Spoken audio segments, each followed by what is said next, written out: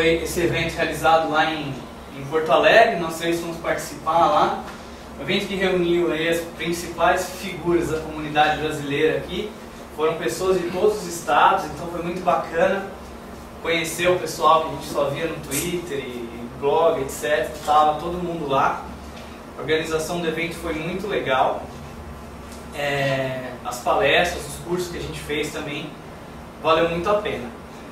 Então eu procurei não colocar na ordem dos cursos, mas sim na ordem dos temas, para tentar ficar mais fácil aí de dividir com vocês, né?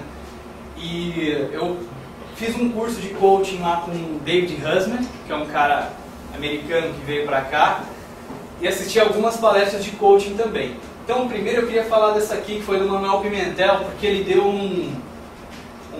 uma palestra bem conceitual, explicando o que é coaching, qual é a essência do coaching, né? Então aqui eu coloquei Sócrates, porque ele não falou isso, mas eu identifiquei bastante a ideia do coach, a figura dessa pessoa, com a figura aí do Sócrates, né? Então a primeira coisa que um coach tem que fazer é instigar o coachee, que é a pessoa a quem ele está aplicando o processo de coach. Isso pode ser uma pessoa, um indivíduo, pode ser uma equipe, instigá-lo à ação, né? Então ele falou assim, o pensamento positivo não é suficiente. Ele até fez uma brincadeirinha lá para acordar o pessoal também, que foi depois do almoço. Põe um negócio na sua perna, agora começa a pensar que esse negócio vai flutuar. Pensa positivo, pensa forte, o negócio não faz nada. Então as coisas só acontecem, só tem resultado quando a gente age. Então o coach precisa instigar, né, o coachee à ação. Então essa é a essência. Ajudá-lo também a desenvolver suas competências. Outra coisa é que o coach ele ajuda o coach a aprender, ele não ensina. Tá? Essa é a principal diferença entre coaching e mentoring. Você costuma ver isso nas consultorias, etc. O pessoal fala mentoring, né? Então mentoring eu já sei, eu já tenho competência, sei como fazer, vou ensinar vocês como é que faz, por exemplo, Test Driven Development. Então eu sou um mentor, eu já tenho esse conhecimento e vou ensinar vocês. O coach não, ele nem precisa ter o conhecimento. Ele vai ajudar vocês a aprender aquilo, mesmo que ele ainda não saiba. Então às vezes o coach, por exemplo, de esporte, ele não é um grande jogador, ele não é o melhor jogador de todos, né? Mas ele está treinando, o outro cara está aplicando coaching, mais ou menos essa é a ideia. Ele precisa fazer com que o coach se questione. E o caminho escolhido tem que ser do coach. Ele não determina, olha, se você fizer isso, isso, isso e isso, o resultado vai ser esse. Esse é o mentor. O coach não, ele pergunta, e aí, o que você acha? Vai fazendo perguntas, ele vai te ajudando a descobrir qual é o caminho, né? Então, tem algumas perguntas aqui agora, eu queria que vocês pensassem. Qual é a meta de vocês? Qual o objetivo de vocês agora? Pensem em algum qualquer, né? Talvez vocês tenham vários. Pensa no objetivo que vocês tenham para a vida de vocês, uma meta. Né? Então, se você não tem uma meta clara, uma ferramenta boa que ele falou é assim, vamos supor que o Júnior disse que não tem meta, mas ele quer ser um líder. Então, legal, você quer ser um líder então, Júnior? Quero. Tá, então quais são as características de um bom líder? Um bom líder é um cara paciente, um bom líder é um cara inteligente, é um cara carismático. Legal, como é que você está em relação a essas características? Não, eu sou um cara carismático, eu sou um cara não sei o que. Legal, então maravilha. Então, você tá... Agora se não é, então o que você vai fazer para conseguir ser um cara mais carismático, por exemplo? Mas percebe que ele falou que o líder é carismático. Não fui eu que disse, você tem que fazer isso, isso e isso para se tornar um líder. Tá? Então o coach é mais ou menos assim, essa que é a ideia. Não pensaram na meta de vocês. Aí eu pergunto, o que motiva vocês? Qual a motivação de vocês para atingir essa meta? É dinheiro? É reconhecimento? É felicidade? Tem alguma coisa que motiva vocês, né? É até uma coisa interessante, uma pergunta para vocês pensarem. Tem como alguém trabalhar sem estar motivado? Vocês conhecem alguém desmotivado? Deve conhecer alguém que trabalha em uma empresa que vocês acham que o cara é desmotivado? Tem. Mas o cara não levanta da cama todo dia para trabalhar? O que motiva ele? O que faz ele levantar da cama? Na verdade, essa figura de que o cara é desmotivado é porque ele não está apaixonado pelo que ele faz, ele não gosta. A motivação dele é, muitas vezes, só o dinheiro, né? Só vai porque precisa daquilo, porque precisa ter um emprego, precisa manter alguma coisa. Mas tem alguma coisa que motiva ele. Então aí, quais são as forças favoráveis e contrárias a essa meta de vocês? É como um balão, né? A gente tem as duas forças. Aqui impulsiona, né? E aqui mantém a gravidade e tal, o ar quente e o ar frio. Então o balão precisa subir. Então uma força tem que ser maior do que a outra para que o balão suba. Então é mais ou menos essa a ideia do coaching também. Você vai tentar reduzir as forças contrárias e aumentar as favoráveis, para que você consiga atingir a meta. Você vai conseguir identificar as duas, né? O coaching vai te ajudar a identificar. E aí também você tem crenças. Tem diversas coisas que você faz porque você acredita naquilo. Você acredita que aquilo vai dar certo. Só que algumas das suas crenças podem ser limitantes. Às vezes você não está conseguindo prosseguir porque você tem uma crença que te limita. Que não necessariamente é uma verdade, é uma crença sua, uma coisa que você acredita. Tá?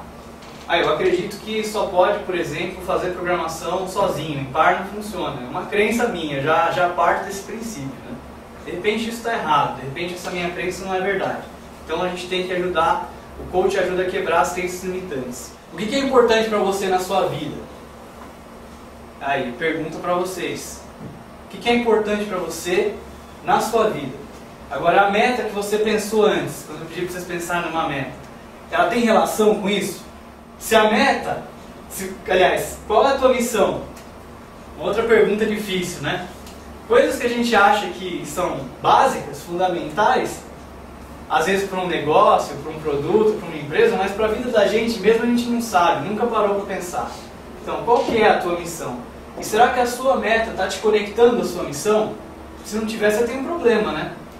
Você tem uma missão e uma meta, mas essa meta não está te ajudando na tua missão. Legal, então com todas essas perguntas, né, quis mostrar para vocês que eu aprendi que o coach, ele não dá o caminho, ele ajuda o coaching então a descobrir o caminho. E o poder do coaching é o seguinte, é que quando você descobre o seu caminho, quando você participa, você faz, você se torna responsável por esse caminho que você está escolhendo. Quando alguém te diz o caminho, você não assume responsabilidade. Bom, o Bolha me disse que se eu fizer teste unitário, as coisas não vão mais ser nenhum problema. Aí, não era verdade, tá vendo? Deu um problema aqui, etc. A responsabilidade é do Bolha que me ensinou a técnica errada. Na verdade, devia ter feito de outra forma. Agora, quando você escolhe, a responsabilidade é sua, tá? Então, o coaching não é terapia. O Manuel deu o exemplo do cara que chega, meu pai me batia quando eu era criança, agora eu não sou um bom gerente de projetos, não é para isso. Não é consultoria, não é mentoring, não é treinamento, tá? Então, acho que deu mais ou menos para ter uma ideia. O coaching também não é nenhuma dessas coisas, mas ele usa todas essas coisas. Então, ele tem foco no futuro, ele utiliza facilitação, é lúdico porque traz satisfação, é cognitivo porque gera ideias, né? E traz aprendizado, apesar de não ensinar. Então a ideia é descobrir novos caminhos. Um exercício que ele deu lá que é muito legal é assim, ele pediu, legal, procura aqui nessa sala todas as cores amarelas que vocês encontrarem e conta. Aí você vai lá, tem uma caneta ali, tem um caderno do China ali, um negocinho amarelo, legal. Agora não procurem mais, parem de procurar. Quantas coisas vermelhas tem? Então dificilmente vocês vão saber dizer, porque vocês não estavam procurando por elas. Mas não é só porque vocês não estão vendo que não tem coisas vermelhas aqui. Aí continuando a ideia de coaching, teve a palestra do Francisco Trindade, lá da ThoughtWorks, sobre coaching de guerrilha. Onde ele contou um pouco da experiência dele. Ele trabalha lá na ThoughtWorks, ele às vezes é inserido em algumas empresas, ele tem que ajudar o pessoal lá. Então ele falou, como é que você faz para influenciar uma equipe sem autoridade? Você não pode chegar e mandar. E segundo ele, nem se ele tivesse essa possibilidade de chegar e mandar, ele faria. Dessa forma não funciona bem. Dessa forma você manda o cara fazer, ele não acredita naquilo, a hora que você virar as costas, ele para de fazer. Então o cara tem que ver valor naquilo. Como é que você faz então sem usar autoridade? De dentro da equipe, às vezes não é um cara que vem de fora e fala, não, esse cara é o cara que vai fazer o processo de coaching, você está lá dentro de uma equipe, você quer ver uma mudança boa acontecer lá, né? E você não é considerado esse coach, você é um cara normal que trabalha ali dentro. Então essa foi mais ou menos a situação que ele estava contando né, e o que ele tinha que fazer. Então ele falou, bom, a primeira coisa é conquistar o respeito das pessoas e ir conversando, espalhando as ideias que você tem de mudança, de coisas que você quer ver diferente, né? E assim, por exemplo, ele usa nas práticas de métodos ágeis, de XP, etc. Conversar com cada um em particular, porque aí a resistência é menor do que querer falar para todo mundo junto sobre alguma técnica, alguma coisa nova. E descobrir quem é o líder. Ele falou que toda equipe tem um líder. Às vezes uma forma de descobrir isso é fazer algumas perguntas difíceis e geralmente a própria equipe vai te levar a perguntar para aquele cara. Geralmente ele é o líder, segundo Francisco. Então você tem que convencer as pessoas certas e essas pessoas certas vão convencer as outras. Precisa tentar abraçar o mundo. E depois então o Coaching Agility, que foi um curso o dia inteiro com o David Husman, né? Esse aqui é uma foto tirada lá, onde a gente fez o curso mesmo. Uma coisa interessante que ele falou é isso aqui, que a gente tem que manter a banda reunida, né? Ele deu um exemplo assim, se você pegar os Rolling Stones e separar eles, sabe o que você tem? 5 velhos. Os caras juntos, você tem uma excelente banda, uma grande banda, né? Se você tirar os 5 e tentar formar 5 grandes bandas, provavelmente você não vai conseguir também. Você vai ter 5 bandas medíocres, sei lá, ou até razoáveis, mas não tão boas como eles 5 juntos. Outra coisa é que quando você tem mais código, não necessariamente você tem mais valor. Outra ideia interessante para a gente pensar, e que a gente tem que focar no sucesso antes de nomes, né, títulos, rótulos, esse tipo de coisa. Então ele falou, hoje em dia eu vejo o pessoal muito preocupado em dizer que faz XP, em dizer que faz Scrum, em dizer que é ágil. Isso não é o mais importante. O mais importante é você estar fazendo o necessário para ter sucesso no seu contexto, na sua equipe. Então o pessoal fala assim, você não faz tal coisa, você faz um Scrum But, né? Tem um negócio assim. Fala para não dar tanta importância para isso. Você tem uma preocupação grande em ter o sucesso, em fazer as coisas certas no seu contexto para a sua equipe. Ele diz que como coaching, quando ele vai aplicar coaching com foco em métodos ágeis nas equipes, ele trabalha muito em par. Eu achei interessante porque ele falou não só no desenvolvimento, ele faz par com os programadores, com testadores, faz par com o suporte, faz par no momento do planejamento, planeja em par, faz modelagem em par. Então ele vai fazendo as coisas em par e ajudando o pessoal a melhorar. Tem muita coisa que ensinar, né? Nos métodos ágeis. Tem um lugar sustentável, planejamento, refactoring, design evolutivo, TDD, interação zero, times multifuncionais e por aí vai. Esse aqui é um gráfico muito comum para qualquer mudança. E geralmente o coaching lida com algumas mudanças, né? Porque para o cara melhorar ele precisa mudar. Olha só que interessante. Então aqui está a performance atual da gente em alguma determinada prática, em alguma coisa. Aí a gente vai ver um elemento de fora e fala assim, que tal a gente começar a fazer diferente? Tem uma forma melhor. Aí existe resistência, né?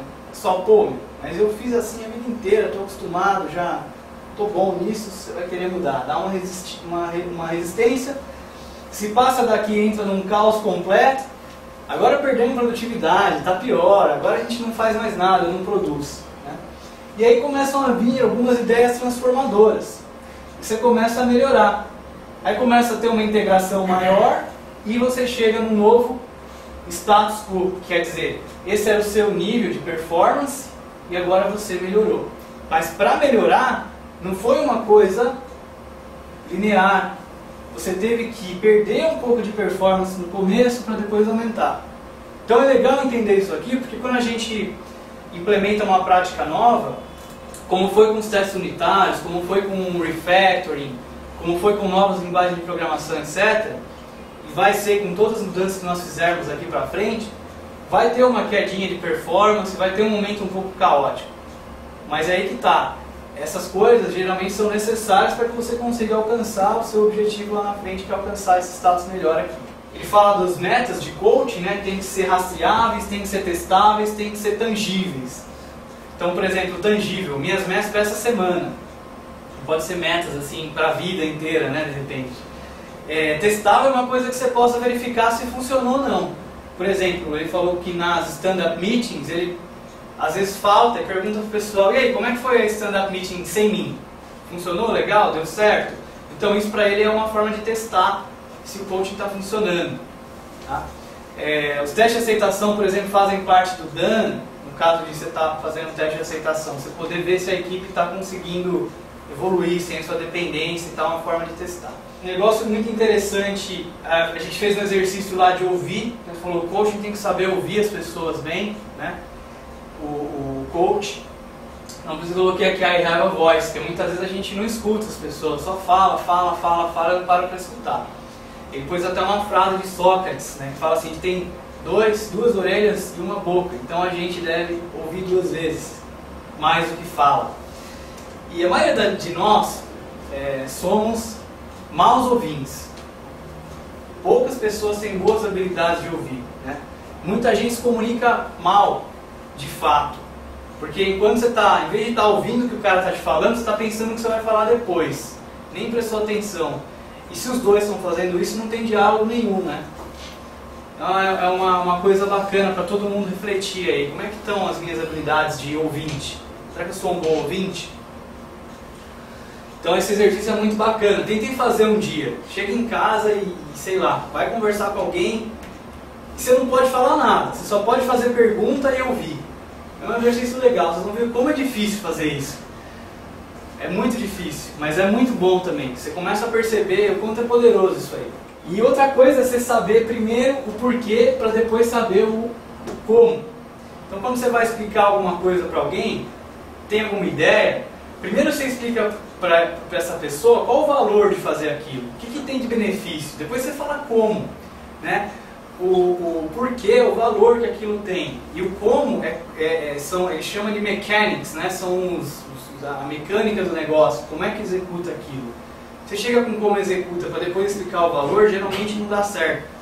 Ele tem umas diferenças aqui, mas tem um negócio que ele explica chamado a lei do Dude's Law. É interessante, vale a pena dar uma olhada. Outra ferramenta legal, personas. Então a persona é mais ou menos assim: você tem um nome, você tem um desenhinho aqui, uma descrição, né, de quem você é, quem você quer ser, os valores que você tem e que você quer ter. Então, um macaquinho aqui e tal.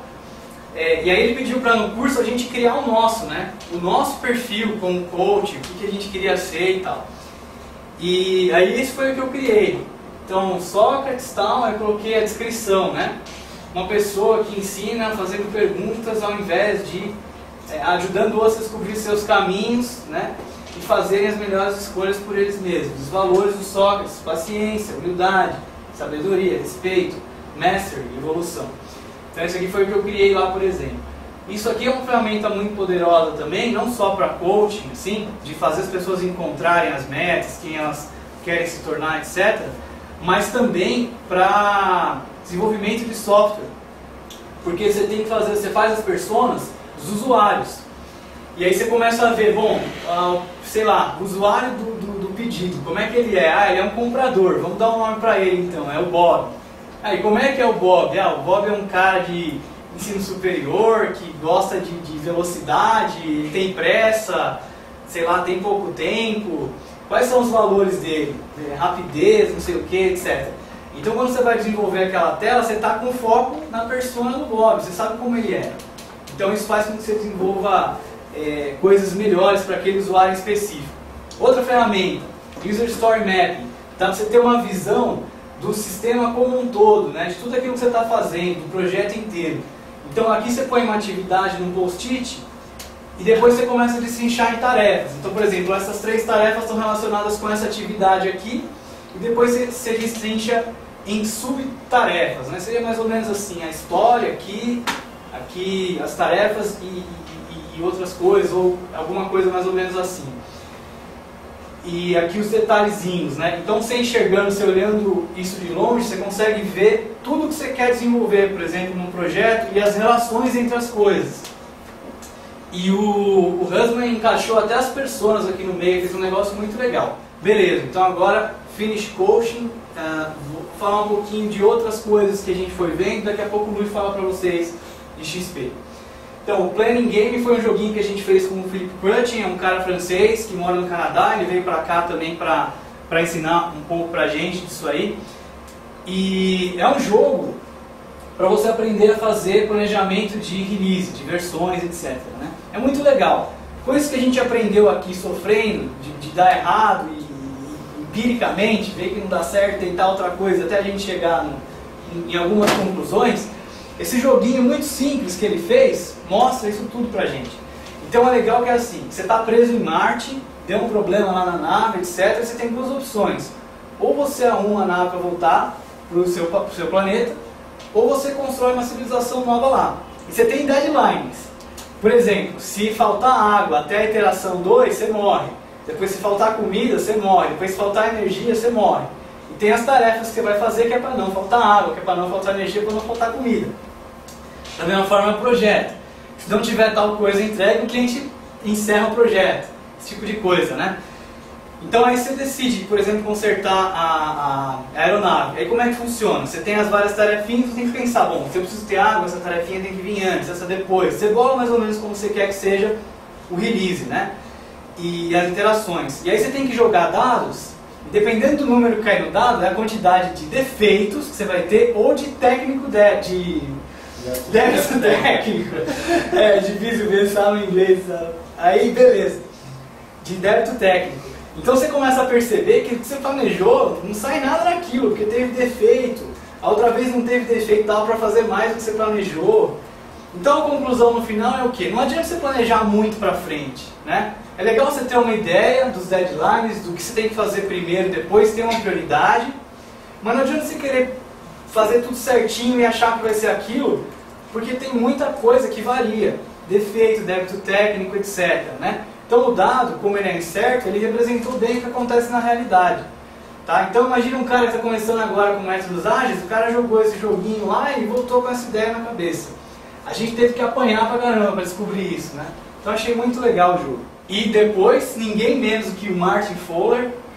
Martin Fowler, ele deu 3 palestras de 20 minutos cada uma. Sim, as 3 excelentes, a gente gostou pra caramba, né? E eu vou falar de algumas ideias. Vocês estão percebendo que assim, eu não estou ensinando nada para vocês aqui hoje.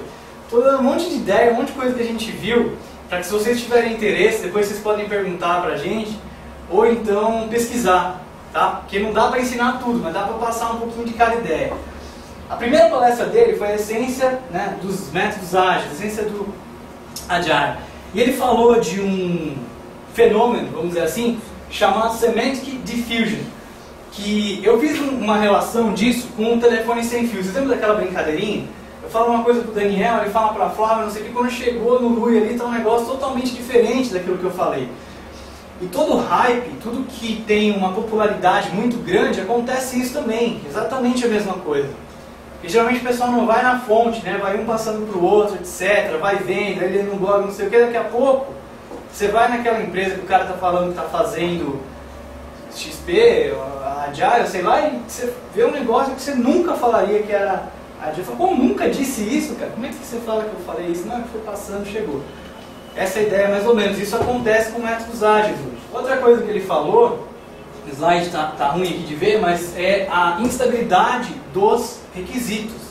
Foi uma coisa que ele foi contando a história, né, de como que surgiu os métodos ágeis, e ele falou que um dos principais motivos foi esse, que os métodos ágeis tentaram entender que os requisitos são instáveis por natureza, e ao invés de tentar torná-los estáveis, aceitar que eles são estáveis e prover uma metodologia que suporte isso e se adapte facilmente, para poder trabalhar bem com a natureza instável dos requisitos. Ele falou também que todo o processo ágil deve estar em constante evolução.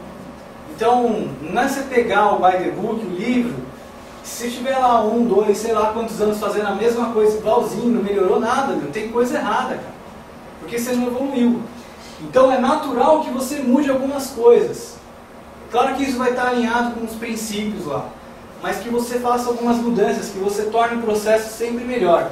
O Kent Beck disse assim, que em desenvolvimento de software, perfeito não é um adjetivo, Não é uma qualidade, isso é perfeito. É um verbo.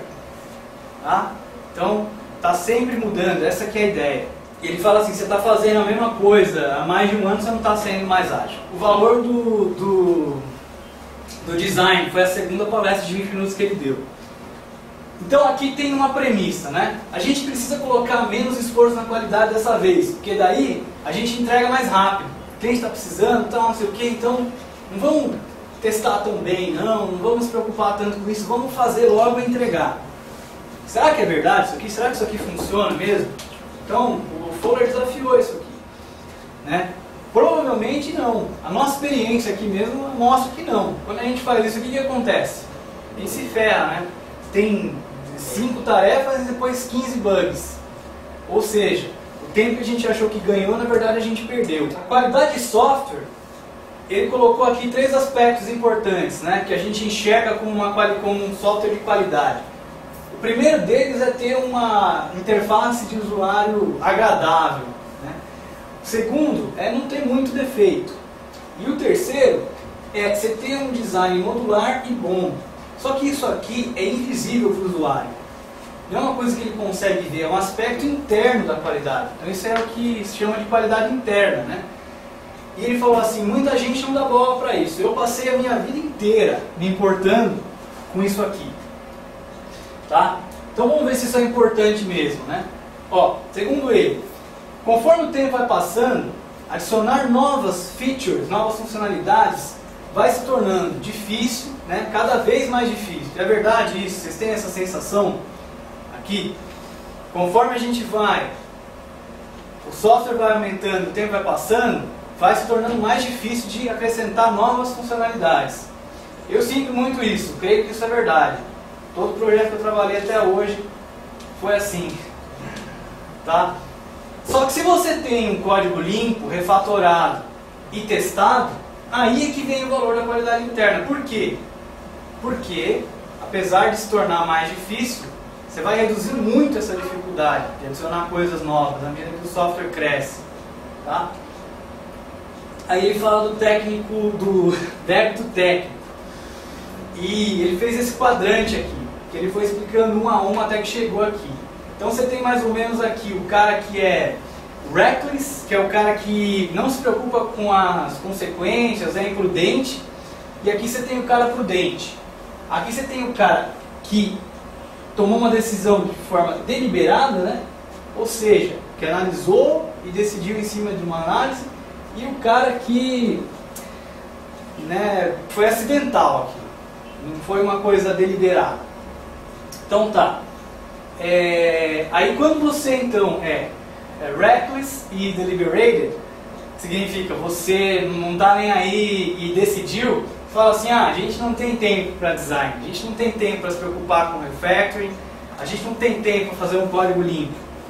Quando você é prudente e deliberado, você pode dizer assim, não, a gente tem que entregar agora isso. É muito importante para o cara, para o cliente, mas a gente vai lidar com as consequências depois. Então você tem consciência que aquele débito técnico foi criado e vai resolver depois, mas deixou passar. Aqui é o seguinte, é acidental, né? E reckless, você está dizendo assim, o que é camadas? O que é refactoring? O que é teste? Né? Você não sabe, tem uma ignorância aqui.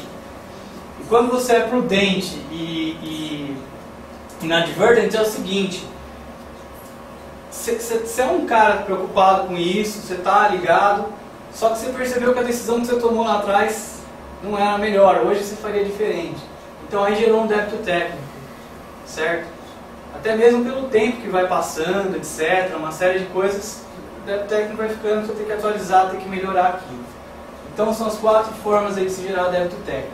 Falou na terceira palestra então de integração contínua e deployment, entrega contínua.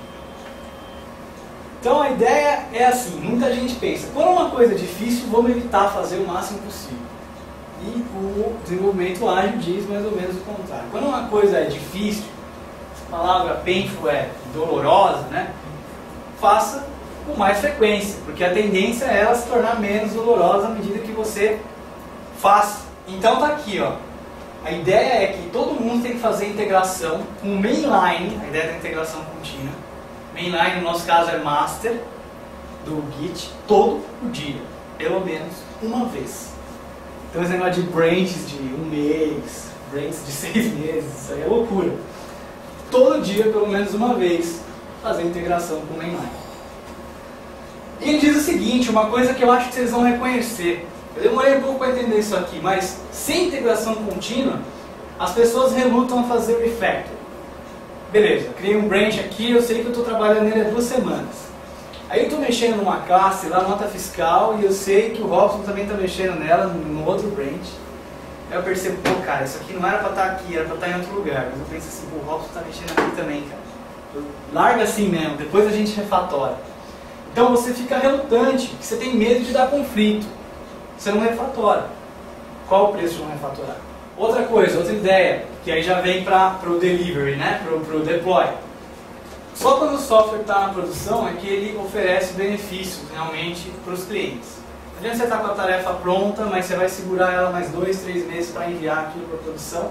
Se o cara não está usando ainda, não está gerando valor para ele. Ele não está tendo retorno no investimento dele. Outra ideia, ninguém gosta de trabalhar de final de semana, ficar até meia-noite, 1 da manhã, para poder fazer o deploy no horário, numa janela, etc. Né? Ou porque é um processo muito difícil, muito complexo. Mesma história. Então a gente faz deploy só de vez em quando, porque deploy é doloroso. Certo? Errado. Então a ideia para fazer o deploy contínuo é mais ou menos assim, ele fala. Constrói um pipeline, né? E mantém os últimos binários num repositório de artefatos. Como é que funciona isso então? Fala assim, a gente tem um ambiente limpo, aí a gente configura esse ambiente automaticamente, depois a gente faz deploy automaticamente, depois a gente roda os smoke tests, testes de fumaça, aquele que o pessoal de eletrônica liga a televisão, saiu fumaça? Não? Então beleza. Por isso que chama smoke test. Ficou até hoje. Para ter certeza de que o ambiente está ok. Depois, roda os testes de aceitação automaticamente. Todos os planos automaticamente. Aí faz o deploy. Beleza. Tá? O Martin comentou assim que não necessariamente toda vez que alguém dá um commit vai para produção aquilo. Mas fica a distância de um clique. O negócio já passou no teste de aceitação, já fez smoke, etc. Não sei o que, no ambiente de homologação, por exemplo. O cara deu um clique, vai para produção. Então você reduz muito a dificuldade, né? E aí teve a palestra do Klaus Westerfeld, deve ser alguma coisa assim. Ele é brasileiro, apesar do nome diferente. Learning in Coolness, Beyond XP. Isso aqui, para ele, é uma brincadeira. Ele falou assim, além do XP, né? Como é que, ao infinito e além, depois do Buzz Lightyear, como é que alguma coisa pode ser além do que já é extremo, né? Não dá. Então ele pôs esse nome aí mesmo para dar essa ideia. A primeira ideia é, as estimativas não importam. Ele falou que tinha uns gnomos que mudam as estimativas à noite. Então, é assim, você vai fazer estimativa, né? Você fala, não, isso aqui é tal, não sei o que. Aí o gnomo entra à noite assim e muda aquele negócio. Por isso que não funciona a estimativa. A gente acerta, mas o gnomo vai lá e troca os valores. E um dia ele estava trabalhando até de madrugada e viu o gnomo lá. Aí pegou o cara mudando a estimativa no flyer. Ele fala que a estimativa não importa tanto. Ele dá o exemplo do projeto dele, que ele é um cara técnico e ele é o sponsor do projeto também. Então, ele entende, ele sabe o que dá pra fazer, o que não dá, ele tem a mesma noção que o cara está estimando ali. Mas por que eu vou pedir pro cara ficar estimando? Então ele ignora isso, tá? Vamos pôr pra fazer mesmo e não precisa ficar perdendo tempo com isso. Mas é claro que isso não funciona para todo mundo, né? Sempre lembrando dos contextos. E ele falou disso aqui, que foi uma ideia que a gente já falou no Encontro Ágil, até a minha imagem para vocês lembrarem, cleaners, que é o seguinte, essa ideia de que de tempos em tempos a gente precisa fazer uma limpeza geral, tá? E isso aumenta muito a produtividade da equipe. Então tem um gráfico lá que à medida do tempo a produtividade da equipe vai diminuindo. Quando a gente faz esse clean, seria um refactoring massivo, a gente torna mais eficiente a equipe, porque o código fica mais fácil de ser compreendido. Tá? Essas foram as 2 ideias principais, teve muito mais coisas que ele falou legal. E aí, finalmente, o Philip Cushing tem uma foto dele aqui, mas não sei por que não aparece. ele é o francês de novo, que deu o Elise Plane, deu uma palestra muito bacana, um keynote, chamado então Agilidade em um Contexto, no Contexto. Aí ela pergunta, você é ágil? Aí você tem respostas, né, diferentes para isso, o que é ágil, o que não é ágil, e quem não quer ser ágil, né? Quem quer dizer eu não sou ágil? É a palavra. Tem uma forma de a gente medir quem é ágil, quem não é ágil, tá? Então ele começou essa discussão no início. Aí ele explica pra gente um conceito de cultura, essa fonte aqui do Spencer. A cultura é um fuzzy set, é um conjunto de atitudes, de crenças, de normas de comportamento, de premissas básicas e valores que são compartilhados por um grupo de pessoas e que influenciam o comportamento de cada membro e as interpretações do significado do comportamento de outras pessoas.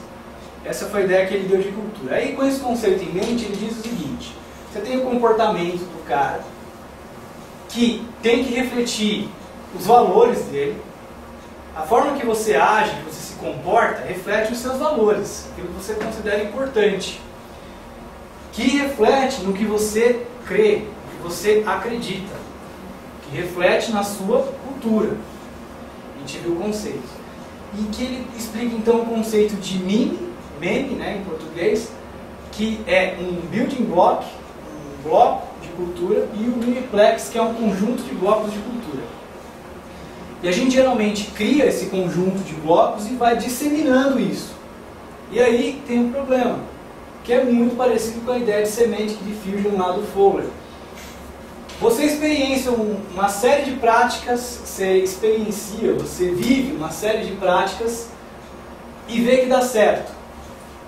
Aí você descreve elas, aí você simplifica, cria um nome bonitinho, um slogan, tal, ágil, sei lá. Aí você passa para frente, escreve um livro, passa para outro, escreve outro livro, faz um post, dissemina a ideia, sem o contexto original em que você teve sucesso. É aqui que está o problema. Essa falta de contexto leva as pessoas a adaptarem, certo? Para os seus contextos.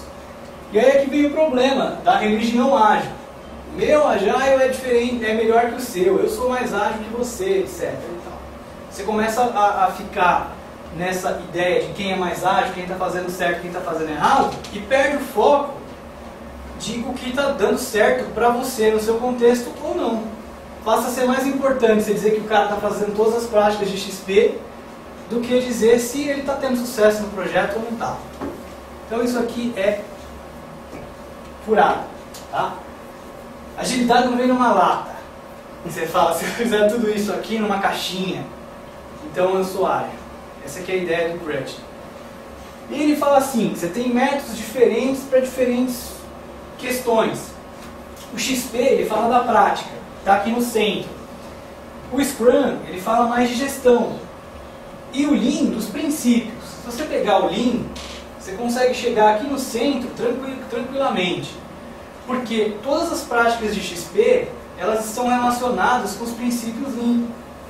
Todas as práticas de XP estão relacionadas com os princípios de gestão usados aqui no Scrum. Então não são coisas conflitantes. Ah, você usa XP, ou Lean, ou Scrum, ou como é que é? Você pode entender então dessa forma, tá? Que o Lean é mais abrangente, o Scrum um pouco mais, o XP está mais ali mesmo na veia, na raiz, no que você faz, no seu comportamento, nas suas práticas. Mas uma coisa não invalida a outra. Então, contexto.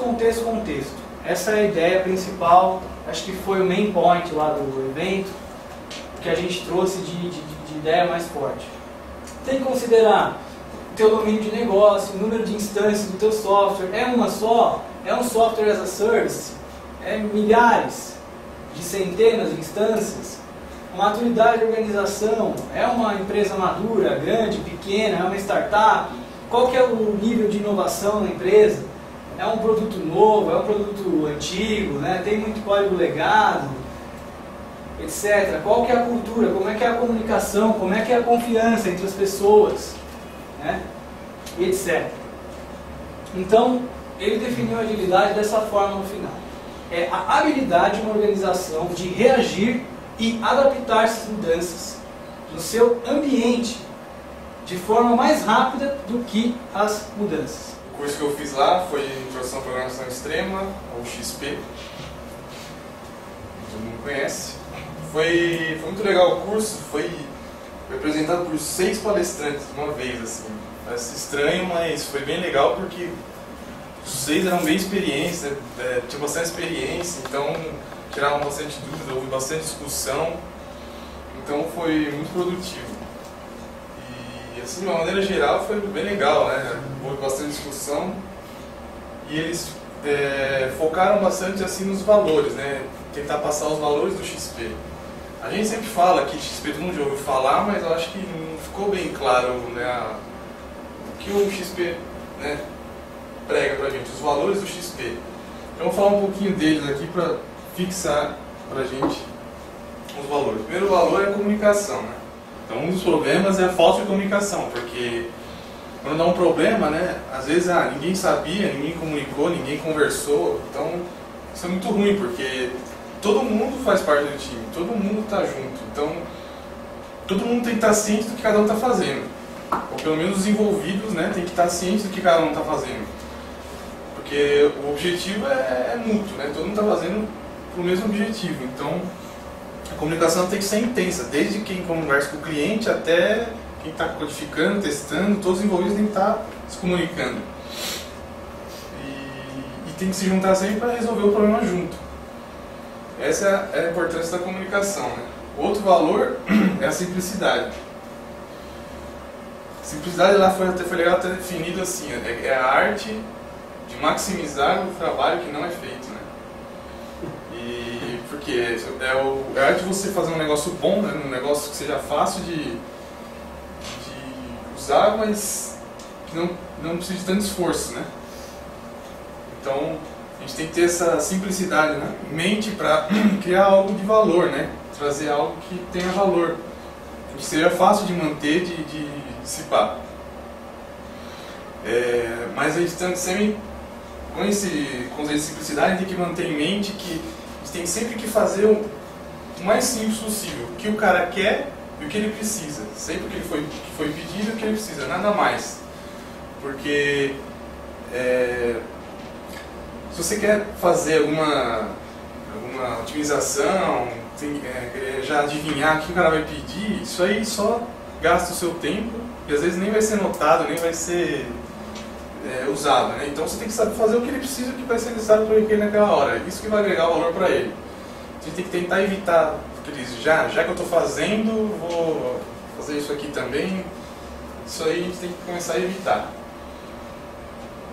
E o que faz reduzir a complexidade e aumentar a simplicidade é as práticas do dia a dia, as práticas do XP, né? Que são TDD, refactoring, programação em par, todas aquelas técnicas práticas, né, que a gente sabe aplicar para conseguir essa simplicidade. Outro valor, né, do XP é o feedback. O feedback é muito importante porque o feedback ele orienta a equipe a saber qual é o próximo passo, né? Às vezes a gente não sabe. Se você recebe um feedback bom, um elogio, uma coisa boa, você sabe que você está no caminho certo. Então você sabe que você tem que continuar. Ou se você recebe uma crítica, um negócio que não foi muito legal, então você tem que ver isso como uma oportunidade de refletir, ver o que aconteceu, né, e melhorar. É a oportunidade de você melhorar. Por isso que o feedback é importante, para você saber para onde você tem que caminhar a partir do que você recebe. Mais um valor é o respeito. Respeito entre todos os membros, respeito entre a opinião dos outros, né, respeito entre o trabalho dos outros. Cada um, desde o diretor até todo mundo, né? Todo mundo tem que se respeitar a opinião e o trabalho dos outros. Você tem que se importar pelo que o outro está fazendo e o cara tem que se importar pelo que você está fazendo, porque o que vocês estão fazendo cai naquele negócio do benefício mútuo de novo, né? Estão fazendo para um mesmo objetivo. Então tem que haver respeito entre todo mundo. E o quinto e último valor é a coragem, no sentido de você ter coragem de tomar aquela decisão, né, para bater em segurança, né? Você está num momento de segurança, você ter coragem para tomar aquela decisão, enfrentar as consequências, né? Além da transparência entre todos os membros da equipe, todo mundo saber o que está acontecendo, o que está sendo feito, né? Questão de métricas, estimativas, progresso. Então, tem que haver a coragem de ser transparente com todo mundo. Transparência, coragem também, no sentido de não temer nada, né? Você não pode temer o que você faz, porque pelo menos alguém sabe o que você está fazendo, pelo menos deveria saber, né? Então, vamos dizer, tem um cúmplice, né? Então você não precisa temer o que você está fazendo, porque sempre tem alguém que sabe o que você está fazendo, todo mundo está ciente, então você ganha mais confiança para fazer as coisas. Ser corajoso também precisa adaptar às mudanças, né? E aumentar a confiança de todo mundo, tanto do desenvolvedor como dos clientes, né? A partir das práticas também, que é o que eu tinha falado. É isso aí, mais ou menos isso dos valores, né, que eu queria passar. A gente sempre fala aqui, mas nunca ficou bem fixo, né? Esses valores, começar a pensar melhor neles. E assim, só para concluir, o curso foi bem legal, mas eu percebi uma coisa também que em relação ao contexto, né, que foi uma coisa que a gente bastante falou lá. Não dá para seguir, dá, né, mas depende muito do seu contexto, você seguir a risca todas as técnicas, todas né, as práticas do XP, porque no nosso caso, no nosso contexto tem traz algumas dificuldades, né, para a gente realizar todas as práticas. Então, não tem certo e errado, a gente tem que sempre buscar fazer a melhor forma de desenvolver software de qualidade e sempre focando, né, no trabalho em equipe, todo mundo junto. E é isso aí que eu aprendi lá. Do curso, né? Aí eu falo um pouquinho rapidinho de algumas palestras que eu assisti lá. Essa aqui foi de Kanban. Do Alisson Vale, ele falou um pouquinho de WIP, né, do Work in Progress, que a gente usa aqui já também. Que a quantidade do WIP está diretamente relacionada ao lead time. Lead time é o tempo necessário para algum produto, ou, né, no nosso caso, um ticket, percorrer todo o processo, do início ao fim, né? Então, essa quantidade do Work in Progress está diretamente relacionada. Tem até uma conta que a gente faz, o lead time é o WIP pela taxa de saída, que está saindo. Tem bastante coisa fazendo, mas está saindo pouca coisa, quer dizer que o lead time está grande, ou seja, demora mais para alguma coisa passar o processo inteiro. Agora, se você tem menos coisa e saindo bastante, né, a mesma proporção, né, quer dizer que o seu lead time é menor, então demora menos para uma tarefa percorrer tudo. E aí ele falou também que controlar o WIP reduz esse lead time médio, né? Quanto mais tarefas você está fazendo, mais trabalho, retrabalho e defeitos podem acontecer. E se você está fazendo poucas tarefas, né, você tem um WIP menor, está focado naquilo, né? E vai sair mais rápido. Mas se você tem muita tarefa fazendo, você começa a fazer uma, depois você começa a fazer outra, você perde o foco e não é bom, né? E a probabilidade de aparecer esses defeitos é maior. Aí ele passou também uns conceitos, né? Que é make work visible, sempre deixar claro o que todo mundo está fazendo, né? Limitar esse work in progress, que é o work in progress, na verdade, é depois que começou e antes de terminar, né? O trabalho está sendo feito. E ajudar sempre a fluir o trabalho. Você terminou sua tarefa, você não vai pegar outra e enquanto você está vendo que tem um gargalo no teste, né? Senão você vai só aumentar em vez de ajudar. Então você tem que ajudar a testar. Terminou? Está vendo que tem um gargalo? Vai ajudar a testar. Que faz cair nessa frase aqui, né? Stop, start, start, finish. Pare de começar e começa a terminar. É isso aí. Essa palestra foi legal também. Eu não vi inteira, mas até onde eu vi. Aqui foi um pouco do Maurício, foi de erros comuns de TDD. Eu até falei um pouco de alguns na minha palestra lá, né? Esquecer de ver o teste falhar, né? Se bem que isso é meio contraditório, por exemplo. Esquecer de refatorar, você mexe no teste, faz ele passar, mas esquece de refatorar, né? Isso é um erro também. Refatorar é outro trecho de código enquanto está trabalhando num teste. Você trabalhando num teste, vai arrumar, depois você vê, tem um problema aqui. Aí você começa a mexer em outro lugar, você perde o foco, né? Não começar pelo teste mais simples, para ganhar confiança, rodar apenas o teste coerente, está rodando só o que você está mexendo. Mas se você está mexendo, você pode quebrar outro, né? Então você sempre está rodando com a suíte inteira de teste. Escrever teste complexo também, nada bom. Não implementar o código mais simples e fazer o teste passar. Isso aqui também já tinha até comentado, né? Nomes não claros, muito ruim. E não refatorar o código de teste.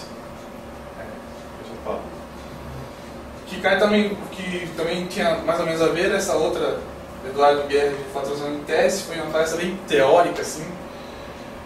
O que eu pude passar é que o que é refatoração? Refatoração é alterar o código sem alterar o comportamento visando deixar o limpo.